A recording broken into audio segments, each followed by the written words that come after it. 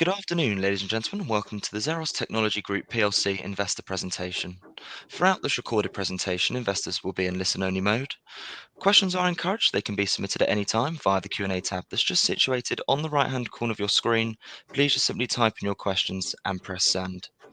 The company may not be in a position to answer every question it receives during the meeting itself. However, the company can review all questions submitted today and will publish those responses where it's appropriate to do so on the Investor Meet Company platform. Before we begin, as usual, we would just like to submit the following poll, and if you could give that your kind attention, I'm sure the company would be most grateful. And I would now like to hand you over to the team from XEROS Technology Group PLC. Klaas, good afternoon, sir. Thank you, Jake, for the introduction. Yes, welcome everyone. For those of you who don't know me, I'm Klaas de Boer, Chairman of XEROS Technology Group PLC. And with me today are Neil Austin, CEO, and Alex Tristram, CFO, who will do by far most of the talking. Today is our annual results meeting, but to be honest, the annual results are more or less a non-event. We had previewed them earlier in the year, and the real excitement of the company lies ahead of us. So most of the time will be spent on trading update with you. I'm very pleased to announce that all four of our technology areas, product areas, are commercial this year: domestic laundry, commercial laundry, filtration, and finish. It's been a heavy lift for the team to get to this point, particularly as you're aware, we've been continuously taking cost out of the business. So with a reduced team, a heavy lift, very proud of what they have achieved, and very much looking forward to the future. With that, I think I'll hand it over to Neil to take us through the trading update, and to Alex as well, but Neil will kick it off. Super. Thank you for those very kind words, Klaas. Yeah, I mean, just to kind of pick up on what Klaas has said. So, yeah, it is the annual results presentation. That's what Alex and I have been talking to everyone about this week. But in reality, what everybody wants to hear about from XEROS is, okay, great guys, but what about commercialization? So that's what we'll spend the majority of time talking about today, which hopefully will be of most interest to you. As I always say during these wider kind of investor meet presentations, we will include a little bit more material for those that are less familiar with the story, but I will probably skip through them quite quickly. The presentation material is there available to you if you want to read at your leisure, and equally we are always very happy to take any questions offline as well. So, okay, without kind of further ado, I'll get started. So yeah, just to kind of give some of those kind of broader conversation pieces about, well, who or what are XEROS? You know, we kind of exist in the world of garments.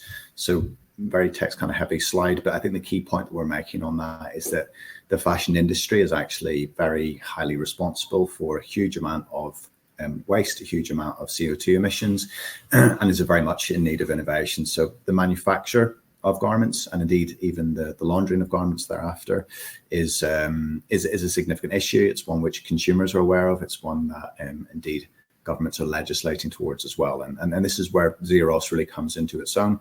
So we are developing, you know, technology which is about addressing those environmental impacts, but it's also about bringing efficiencies which are actually bringing quite significant cost savings as well. So, I mean, if we kind of keep going along those themes, the areas that we are really targeting have been those generated by fast fashion. So, again, everybody has probably seen this too many times, but it's key to why the world needs the technology that we're bringing. Fast fashion is responsible for the mass consumption of clothes that we live with nowadays, 60% more than 15 years ago, and unfortunately, the majority of it going into landfill. So probably too many clothes, and I think it's probably fair to say not very well made, poor fabric clothes being produced, which are being thrown away. The second piece is that what doesn't help is that the laundry industry as well has really struggled to find a way to innovate more broadly. So people obviously fundamentally want to be able to clean their clothes. That's the whole purpose behind a washing machine.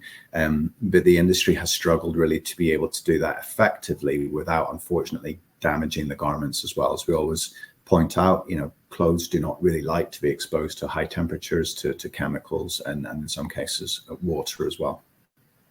So the innovation that we're bringing is very much about breaking that link. So how can we enable people to be able to buy clothes in a more sustainable way, that are produced in a more sustainable way, and equally to be able to clean those clothes as well in a way that is not damaging them at the same time.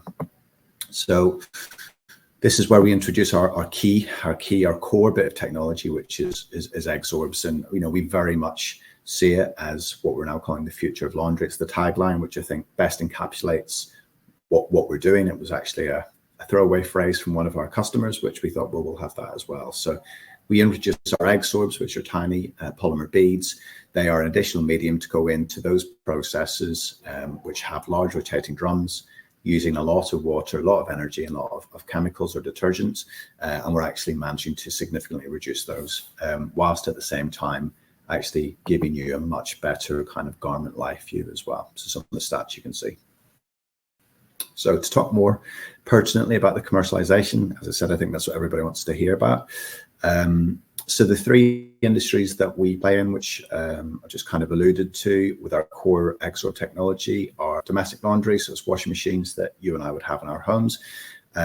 Commercial laundry, which is the same technology, albeit housed in a much larger kind of format, able to process more clothes, and garment manufacture, and specifically what we call the final finish stage of that garment manufacture, which again is going through a very effectively an extremely large washing machine. And the first product type that we're focusing on in that regard is denim processing as well. So first one, domestic laundry, which we talk about. So this image really, I think, best sums up what we're bringing and what's getting the washing machine industry very excited. It doesn't happen very often, but we do genuinely feel as though we're reaching that. This is an image which many of you will have seen before, but I think it tells the story of why XEROS are so powerful. On the left is what happens to a woolen jumper after literally just one wash: shrinkage, pillage, loss of shape, loss of color. And on the right hand side is what happens when you introduce our magic ingredient, which is XEROS. So much closer, in some cases pretty much exactly the same as the garment was when first bought new. So in terms of updates, what have we been doing? Again, a number of you will know very well that our most advanced current licensee is India's #1 company called IFB.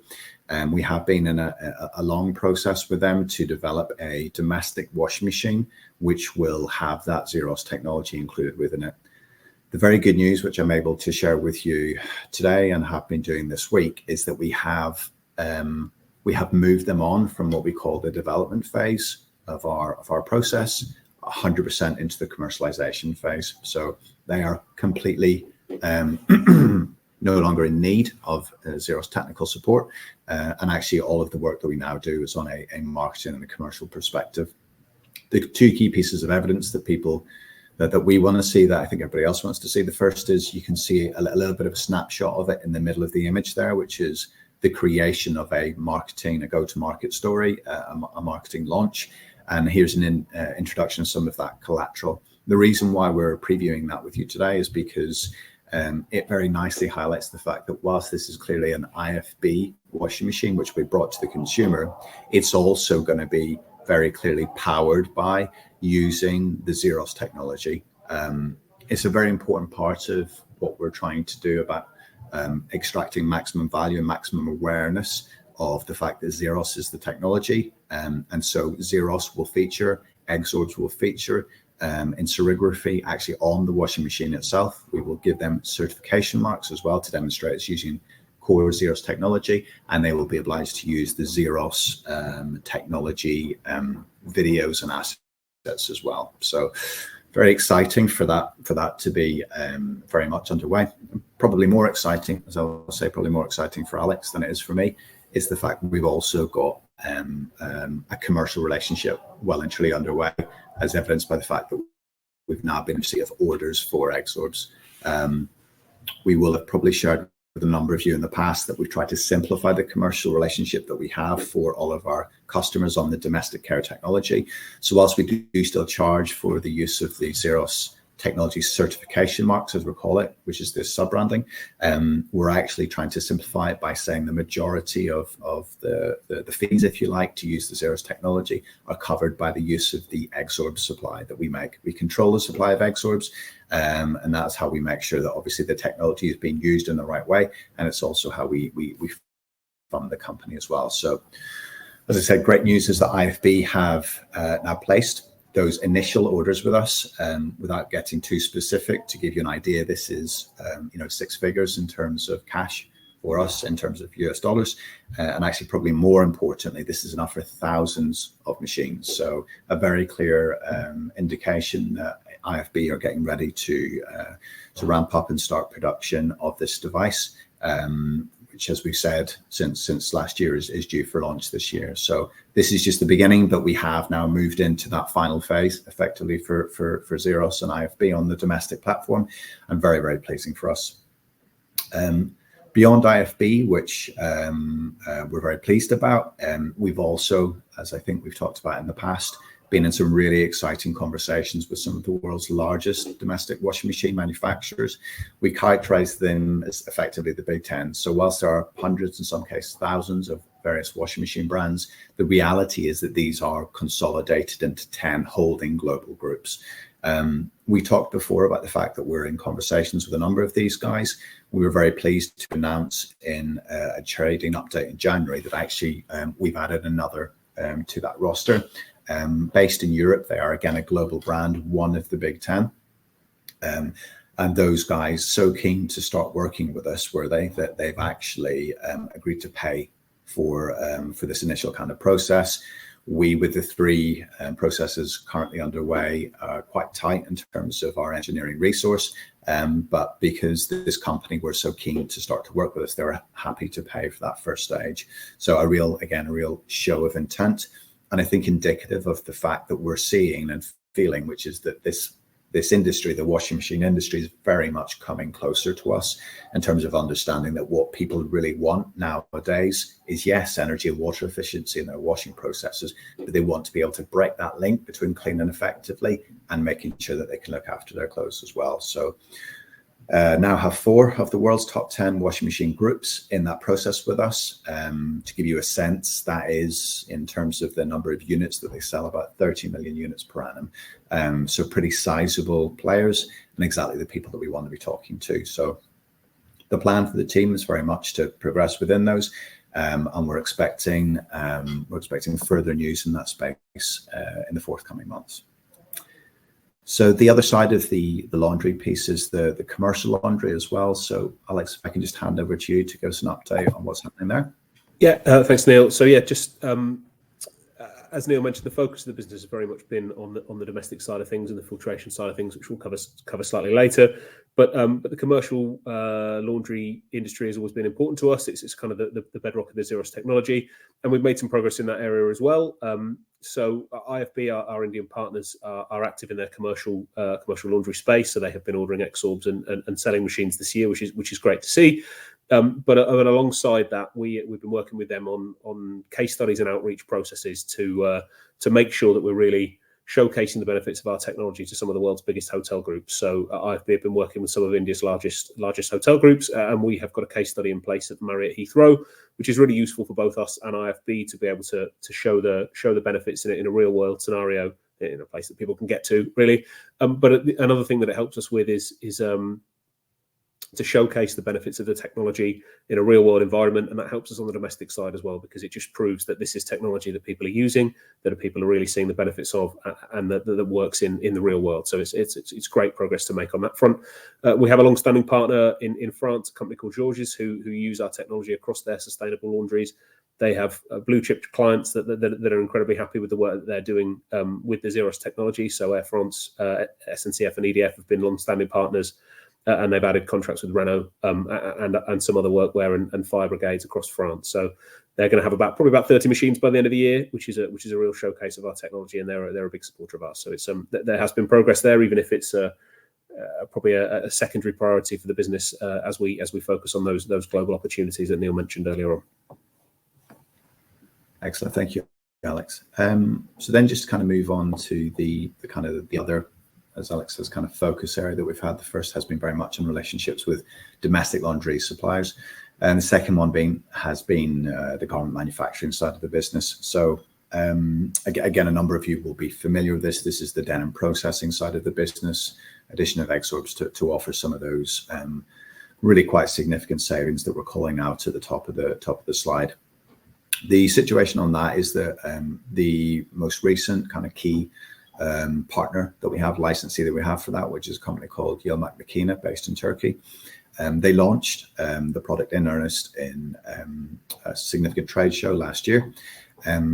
Very good feedback, quite significant level of interest from garment manufacturers, the guys that actually process the denim for then supply on to retail. Those guys gave a very clear indication, which is that the biggest problem they have within their current processes is the use of pumice. So pumice is this finite resource, literally harvested off the ocean floor. It's a very inefficient process to create this, literally stonewashed jean.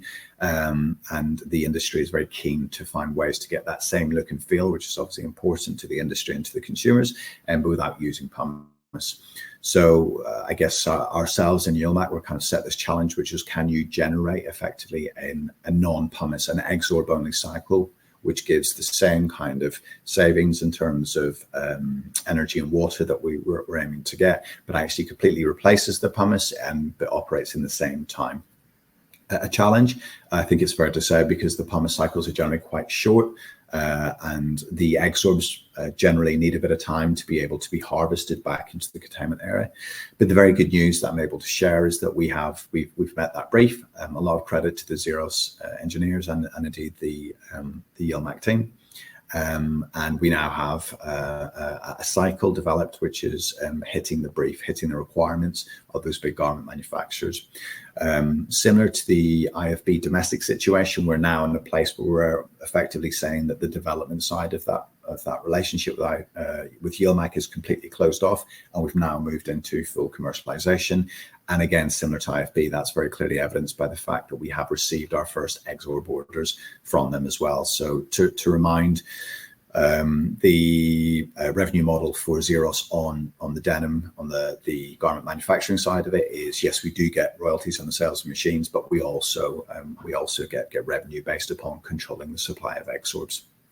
So a really significant step, a really significant milestone to have reached. We've always spoken about the level of interest that we have seen when we previewed the technology to the ultimate commercial customers. I guess that's the consumers, but it's the garment retailers, it's the garment brands, those guys that you will have heard of operating in the UK and beyond. Very keen to be able to get their hands on the technology, but we needed to have that manufacturing basis established. With Yilmaz now 100% meeting the brief of what that manufacturing hub, the likes of Bangladesh, Pakistan, and so on, have requested of us, we're very much good to go. And I've already identified a number of initial customers who will take the machinery. And once that's in place in the coming months, we'll be able to link them up with those garment brands, garment retailers that have expressed a very strong interest to be able to get their hands on the technology. So a really quite significant development for us, which we're very pleased with. And then to move on to microfiber filtration. So this is the non-XORB technology that we've got. So just to quickly skim over the headlines on this, why do we need this product?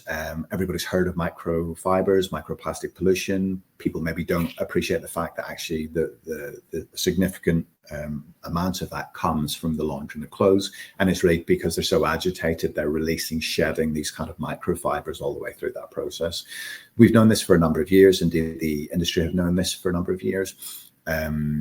I'm very pleased to be able to say that we took the decision, a timely decision, to come up with a solution for this, which is very easily applicable into a pre-existing or a new washing machine scenario. And that's what we call our XF3, which is the external microfiber filtration unit. Can be rigged up to any washing machine. It has the highest third-party verified capture rate, and can be positioned anywhere in relation to that machine as well. we made the decision to partner in a kind of strategic partnership with a company called Donlin Zimbao, so one of the world's largest consumer electronics manufacturers and distributors. And this product XF3 is the first manifestation, the first fruit of that collaboration. To give you kind of a sense of, where are we today? I think the first thing to say is that we're very close. I think about 6 weeks away from actually the product being manufacturable. Very, very final checks now from a testing engineering perspective on time versus what we expected it to be, which is good. And actually, even before the product is fully available or fully kind of closed off, we have secured our first brand partnership on that as well. So Russell Hobbs will be the first brand that goes live with the product, owned by the Spectrum Brands Group and distributed by the Product Care Group within the UK. We are very confident. We know from previewing that they have done of this product that it will be on sale. So it will be on sale in some of the biggest UK washing machine retailers. I'm saying autumn. It could even be before that. So. Delighted that we have that first one in hand, and that will generate money in the short term and beyond through 2020, 25, 26, and so on. But actually, now that the product is nearing its kind of final stages of development, really pleased to be able to say that there is significant interest actually across the globe, particularly still in Europe, where I think an awareness of this issue is probably highest. 4 of Europe's largest appropriate retailers, kind of consumer electronics variety retailers, have expressed a very strong interest in being able to take this product and put their brand on it. And actually, this is again another really good fruit of the collaboration with Donlin. As we said, Donlin preeminent when it comes to manufacture, but actually also in terms of distribution, there really isn't a retailer or a consumer electronics brand in the world that doesn't know or doesn't already buy from Donlin. So very pleasing that we have really made some quite significant progress with those guys. And actually, in addition to that, the washing machine companies are interested in it as well. So of those world's top 10 that we talked about in the context of the domestic care, they are the same appropriate customers as well for this device. And 3 of those world's top 10 have expressed an interest in being able to test this device with a view to then bringing it to market within this year as well. So again, to give a kind of a sense of the quantum, some of those guys are again even bigger than the domestic washing machine manufacturers we talked about on care, and some pretty significant volume that they do as well. So. As I said, extremely pleased that the product is performing well, is nearing completion, and that there is clearly a very strong appetite from industry to be able to market, distribute, and sell this product as well. Okay, just very top lines in terms of strategy and opportunity. I think I don't want to dwell too long upon this. I just want to highlight we are very much talking about, I guess, short-term pieces and maybe some medium-term opportunities for the business as well. But to remind all current and prospective investors that really the goal for this business, the goal for XEROS is that our technology can become default. And I've every reason to believe that now. I thought that when I agreed to join the business some sort of 2.5 years ago, and I really probably see that that's going to be more likely now than ever is the case. Whether it's on the domestic care, there is no other viable technology out there which delivers, as I said, that solution to effectively cleaning and looking after your clothes at the same time.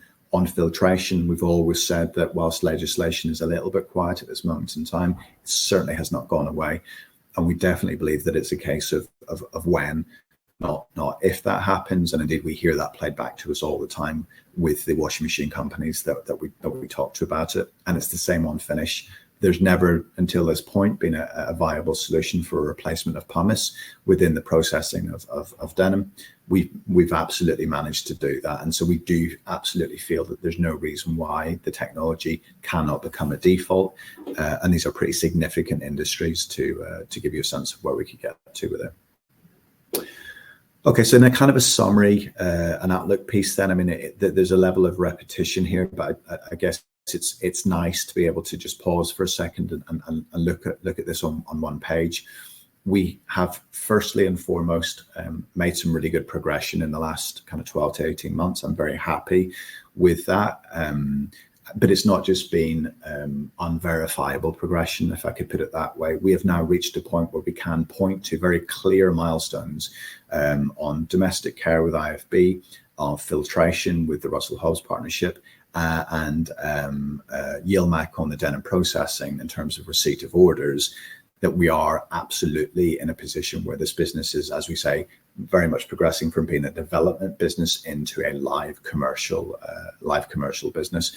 And we're just at the beginning. So these developments have really just been in the last couple of months. We will see further developments through the rest of this year, which will be fantastic in terms of setting the scene, setting those kind of foundations the business needs longer term.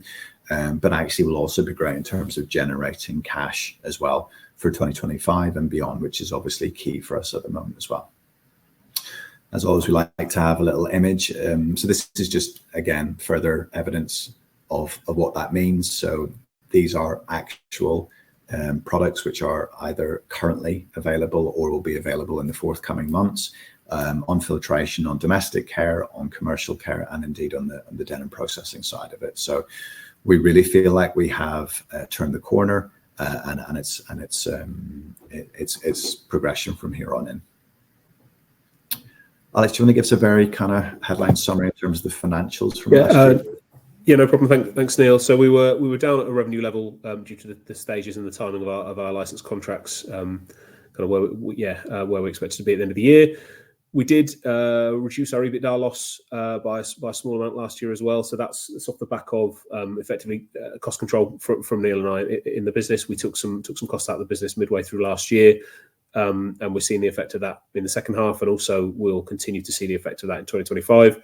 So that was all reflected in the admin expenses drop and the cash outflow. So we had cash at April of 1.4 million. The first few months of the year are always our most expensive for a number of reasons. So we don't expect that level of cash burn to continue for the rest of the year. We are kind of we maintain pretty tight controls over our cash, and we are making sure that when we spend our money, it's in the service of our commercial goals, and that's what we will continue to do. So while we did spend a little bit of cash in the first half of the year, as I say, it was for some specific reasons. It's always the biggest part of the year from a cash flow point of view. So we expect that to come down for the rest of the year.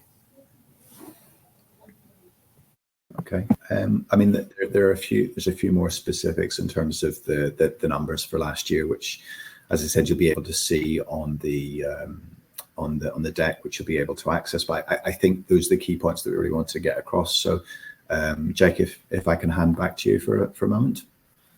Absolutely, Neil, Alex, Klaus, thank you very much indeed for your presentation this afternoon. Ladies and gentlemen, please do continue to submit your questions just by using the Q&A tab that's situated on the right-hand corner of your screen. But just while the team take a few moments to review those questions that have been submitted already, I'd just like to remind you that a recording of this presentation, along with a copy of the slides and the published Q&A, can all be accessed via your investor dashboards.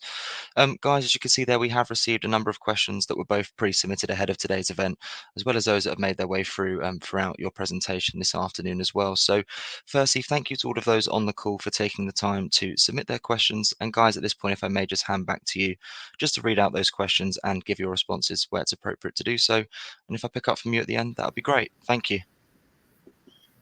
Excellent. Thank you, Jake. So, I mean, I'll take these kind of in order. We've had a quick scan through whilst Jake was updating you there. A bit of commonality in the themes, but if I take them kind of one by one. So the first question is asking, can your filtration technology be converted to clean out other materials, contaminants from water? A really interesting question. So I think the immediate answer is yes, 100%. It absolutely can be.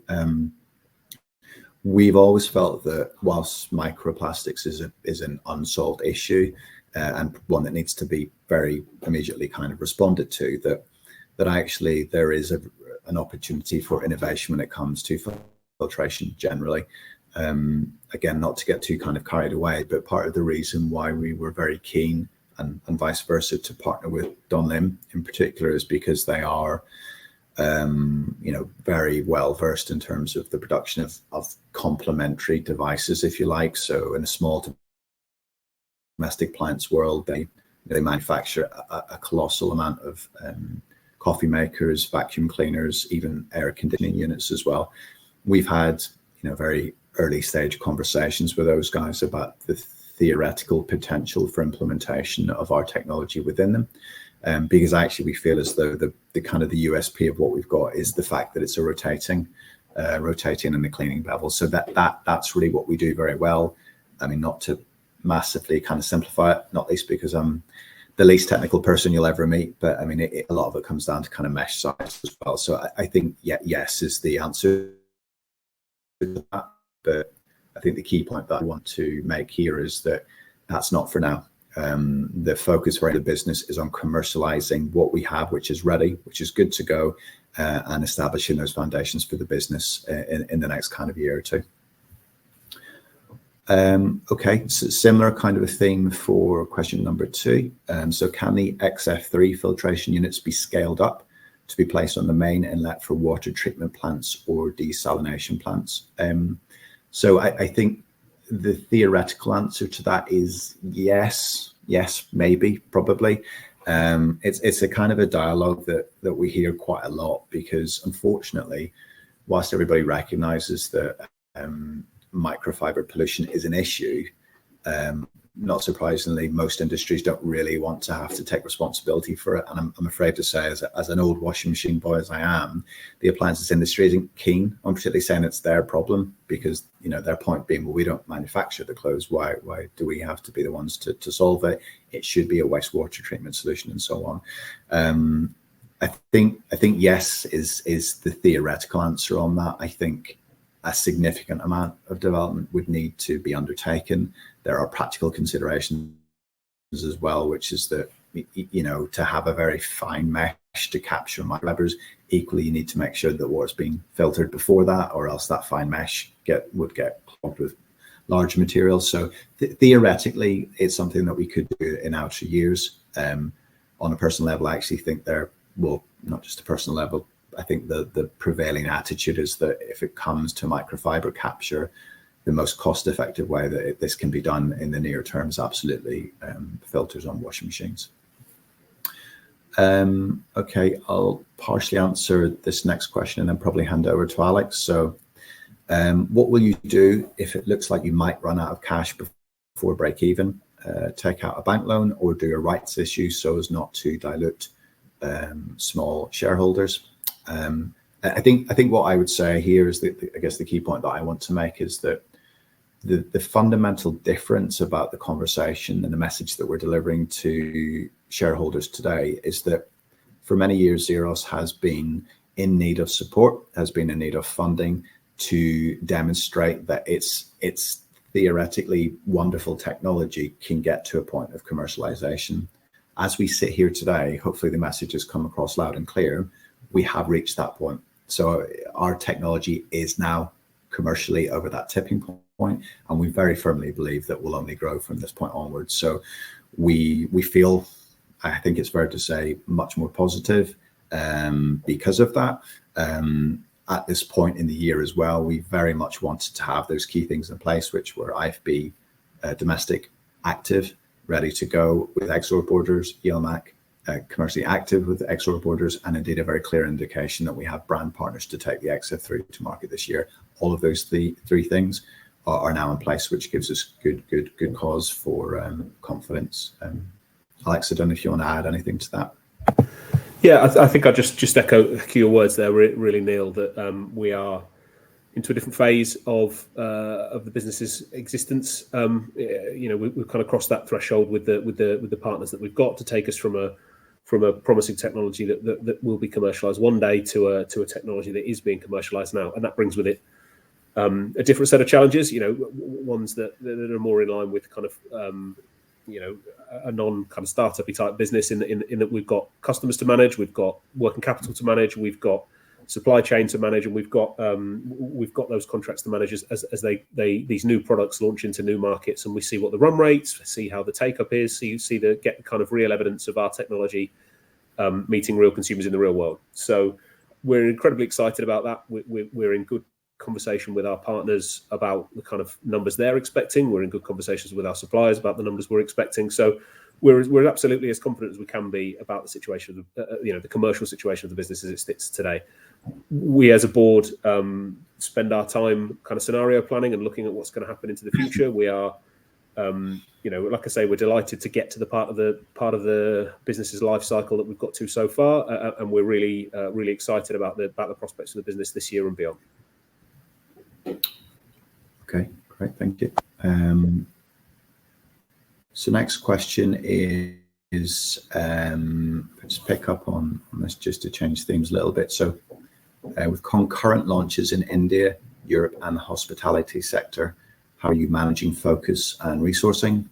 Is there a lead market strategy in place, or are all go-to-market paths being pursued equally? Again, it's a good question. It's probably the one that I spend the most time thinking about. When I first joined the business, my natural inclination was to think there's no way that all four, if we say, commercial laundry, domestic laundry, garment processing, and filtration, there's no way that all four can be viable. And so to be blunt, I spent the first 6 to 9 months thinking, well, which one of these can we cut? Because we're not going to be able to manage them all. It became quickly clear to me that, number one, the technology was good enough and viable and actually in demand from those industries. So that was kind of question one answered. And the second one was, well, did we either have good enough licenses in place or the opportunity to bring those licenses in place? And again, the answer was kind of yes. So, the last kind of couple of years, it's been pleasing that actually we've managed to make progress on all of them. I think it's probably fair to say, and Alex kind of alluded to it earlier, we have prioritized some or the others. So our engagement with domestic laundry probably has been number one for the business, not least because we've effectively had two things to sell to them, if you want. So there's domestic care applications and indeed filtration for domestic washing machines as well, which are both very relevant and interesting to those groups. So we've got efficiencies as a result of that. So yeah, I mean, I'm comfortable that we've managed that piece effectively. I think it's fair to say that commercial laundry has probably taken a bit more of a backseat, albeit it has kind of had a bit of a momentum of its own, not least because we've already had a live licensee in place, an active licensee in the case of IFB on commercial, and indeed our wonderful case study, Georges in France, who, as Alex said, have made some really quite significant developments themselves. So whilst that has been sort of back burner, we plan to have a bit more focus on that in about 18 months' time, when we have equally made some good progress on the kind of the domestic laundry piece. I think then on the garment finishing, that has been a separate team, I think, as well. Historically, the technology has gotten itself to where it needs to be. And it is about finding those right partnerships. We specifically have gone for this IP-rich asset-light approach, which means that we don't need to have significant amounts of resource. It's been about sharing this mature technology in the right way and having the right kind of commercial approach as well in terms of sales and marketing to do that. So hopefully that's not too waffly an answer, but I mean, we are reviewing it constantly, but we're managing to, as I say, manage to make progress on it, even if there has been focus on one area rather than another. Okay, we've got another question here about regulation. So are there regulatory tailwinds that due to implemented to make the XEROS products a must-have? Again, it's a really interesting one. We generally always talk about this in the context of the microfiber filtration piece. There was a real hustle effectively a couple of years ago. I think everyone that knows XEROS knows about France, and France having implemented legislation which was, to go live at the beginning of January 1st, 2025. That legislation was passed, it's still on the legislate book, but has been paused. The reason why is because standards were not clear. And actually, I think this is probably where goodwill and good thoughts on the part of the French legislature met the reality of commerciality, which is that I think it's fair to say that there were not clear standards in place. There was not clear technological solutions in place as well. But that situation has changed quite significantly. Not least, it's part of the reason why we took a decision to introduce an out-of-machine device. So rather than waiting for an integrated machine development program with one of the brands to come to fruition, we thought, well, no, we want to be able to put this into the market for a number of reasons.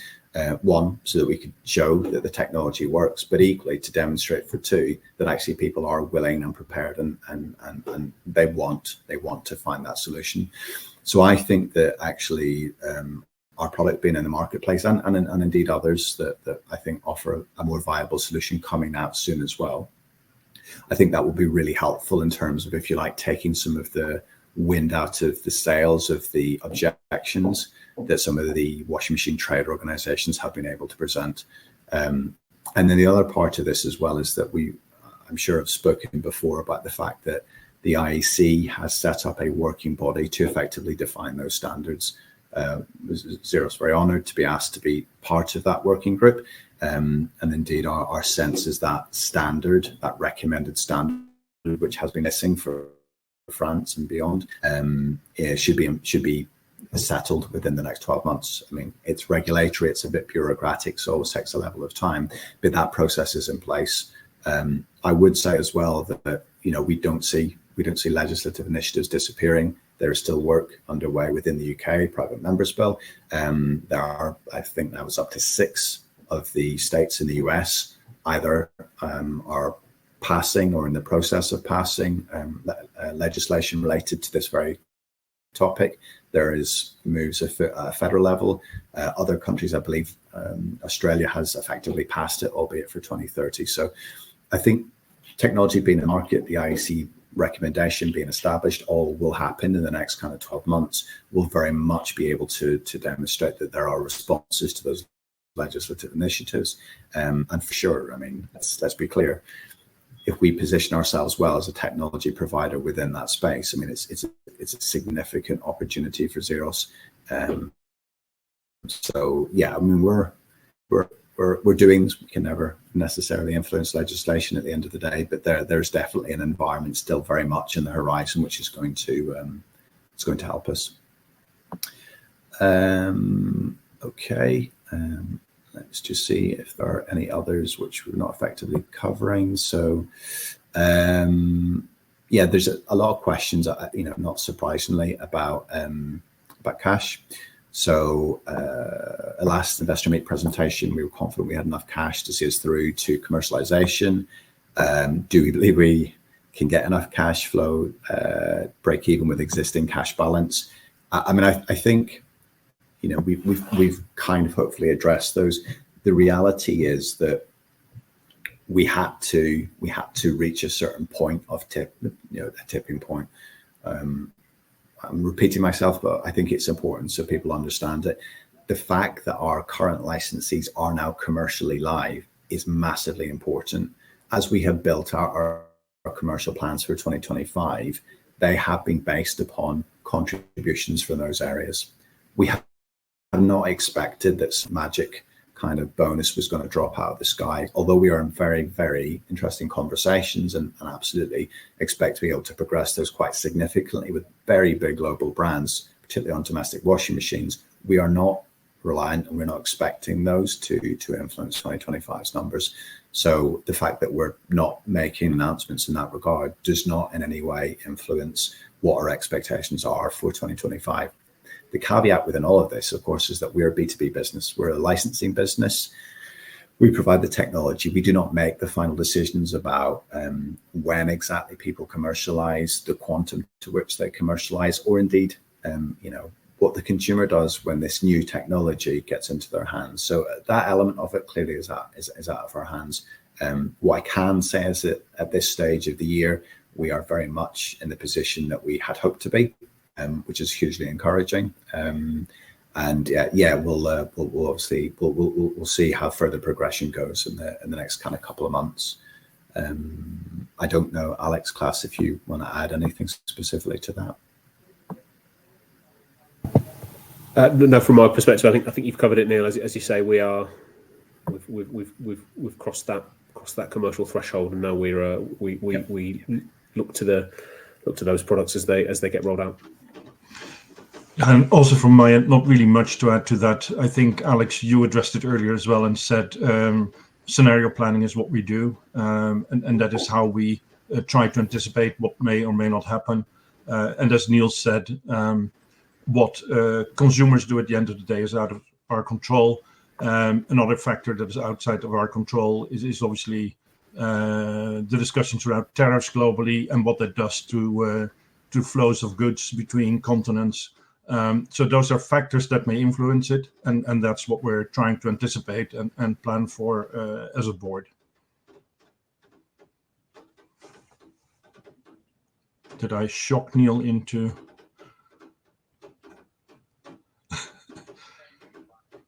Hi guys, I think Neil might have just frozen there. Exactly. No problem. I can pick up. I think there's one more question to cover, which is around the placing of the filter as it sits around the washing machine. So the question is, it's showed it's sitting on the top. Can it be installed anywhere? Yes. So it's very much a feature that was designed into the XF3, was that it can sit anywhere around the machine. And that's beneficial for a couple of reasons. One, it doesn't have to sit on top. A lot of the filters that we've seen previously are gravity fed, and so would have to sit on top of a machine. Now ours doesn't have to be gravity fed. So I think the ideal place is to put it under a sink where your drain pipe goes, and then it can just intercept the wastewater pipe. Do what it needs to do, and then the wastewater can carry on as normal. So no, it's a flexible positioning by design.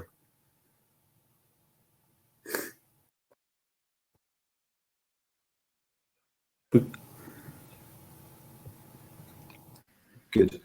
Guys, can you hear me okay? Am I back? Hi Neil, yes, you're back. Apologies. The other question I think maybe which we should address is there's a specific one about whether the board will be using money to buy shares. And I will just point investors to the fact that two of the board did exactly that in an open trading period that we had earlier this year. So if the sense is that does the management team have confidence? It's literally putting their money where their mouth is. I think that's a very clear indicator that yes. Yeah, Neil, exactly. That is how I was going to answer it as well. If you look at past behavior, I've personally participated in several of the financing that the company has done, and both David and I purchased shares in the open market in January after the trading update. This is not the right time or place to speculate about what may or may not happen in the future. So I think what you can look at is past behavior. Guys, at this point, if I may just jump back in there, thank you very much indeed for being so generous with your time there and addressing all of those questions that came in from investors this afternoon. And of course, if there are any further questions that do come through, we'll make these available to you immediately after the presentation has ended. But Neil, perhaps before really now just looking to redirect those on the call to provide you with their feedback, which I know is particularly important to yourself and the company, if I could please just ask you for a few closing comments just to wrap up with, that would be great. I mean, I think that the first thing that I would say is thank you to the investors. We have a lot of long-standing investors that have shown a great deal of patience towards the business, and we're extremely appreciative of that. I think the second thing I would say is that, we are, as a management team, very pleased with the progress that we have made, not just in the last few months, but within the last kind of 18 to 24 months. And we're pleased that we're able to start to demonstrate what that looks like. But we are by no means finished. This is just the beginning of the process that we've been really working very hard towards getting to. We are quietly confident that in the forthcoming months we'll have further good news to be able to share with our investor base. I mean, we can't unfortunately relay the reality of everything that's going on at the moment, but hopefully you can see from the things that we're saying today, from our demeanor, we are very, very pleased with the shape that the business is in. Perfect, Neil. That's great. And thank you once again for updating investors this afternoon. Could I please ask investors not to close this session, as you will now be automatically redirected for the opportunity to provide your feedback in order the management team can really better understand your views and expectations. This will only take a few moments to complete, but I'm sure will be greatly valued by the company. On behalf of the management team of XEROS Technology Group PLC, we would like to thank you for attending today's presentation. That now concludes today's session, so good afternoon to you all. Thank you.